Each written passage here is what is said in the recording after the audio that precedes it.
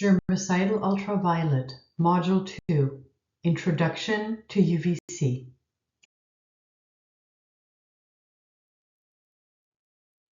Introduction to GUV light. In this section, we explore discovery of GUV light, how it works, what it does, and what are photons. Discovery of ultraviolet light. In 1801, Johann Ritter experimented with sunlight using a glass prism. All the colors of the rainbow appeared. He noticed an area of energy beyond the visible violet light, but he could not see it. He became curious and designed an experiment to investigate this invisible area. Johann Ritter's experiment. He placed a line of silver chloride right beyond the visible violet light region. He used a prism to split the sunlight into rainbow colors. The silver chloride line just beyond the visible violet region began to darken. So he was able to make this invisible area visible. Later, he named this area ultraviolet. This very busy slide shows the electromagnetic spectrum. It ranges from gamma rays on the left to X-rays, ultraviolet light, visible light, infrared, microwaves, and radio waves.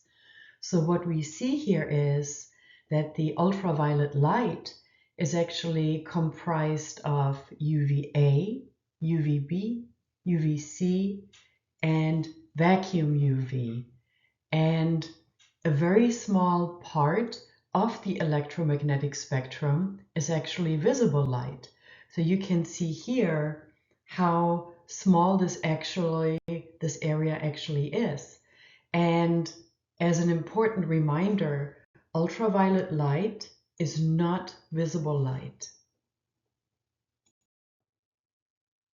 The electromagnetic spectrum describes all of the kinds of light. So most of the light in the universe is invisible to our eyes.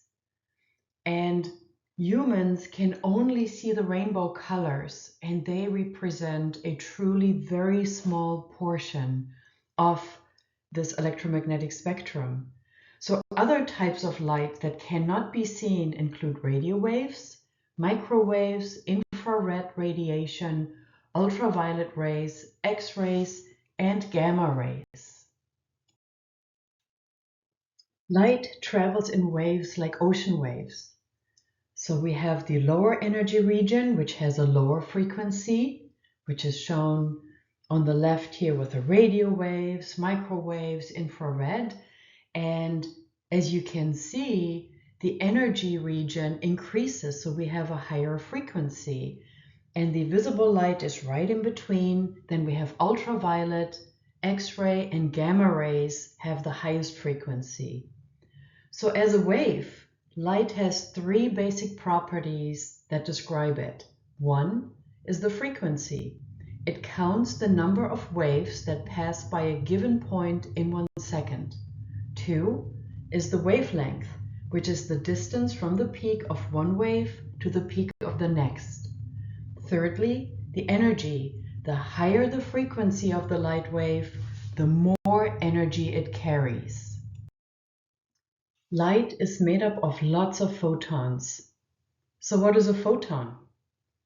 Imagine a shaft of yellow sunlight beaming through a window. This beam is made of zillions of tiny packets of light called photons, and they stream through the air. So a photon is the smallest discrete amount of electromagnetic radiation. It is the basic unit of all light. So here are some fun facts about photons. The image on the left shows an actual hologram of a single photon which was reconstructed from raw measurements.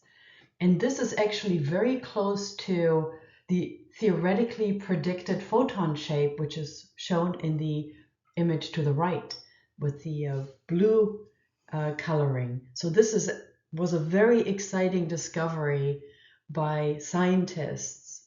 So not only is light made up of photons, but all electromagnetic energy, for example, microwaves, radio waves, X-rays, they're all made up of photons. Photons are always electrically neutral. They do not decay on their own, and they're always in motion. In a vacuum, photons travel at what is known as the speed of light. So photons have dual property, namely a wave and a particle. Einstein was the one who proved that light is a flow of photons, and the energy of these photons is the height of their oscillation frequency. Now, the intensity of the light corresponds to the number of photons. So the more photons, the more intense the light may be. And he explained how a stream of photons can act both as a wave and a particle. Now, the image on the left shows this dual nature of the light, both as a wave and a particle.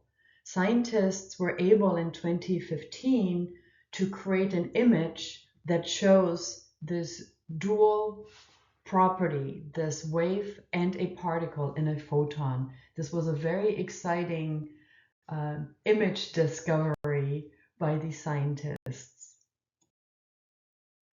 So let's review the key points of this module. Johann Ritter discovered the invisible ultraviolet region. Ultraviolet light is not visible light. The electromagnetic spectrum is made up of different energy regions, mostly invisible to the human eye. Ultraviolet light is part of it, part of this invisible region. Light is described with three basic properties: frequency, wavelength, and energy. Light is made up of lots of photons streaming through the air.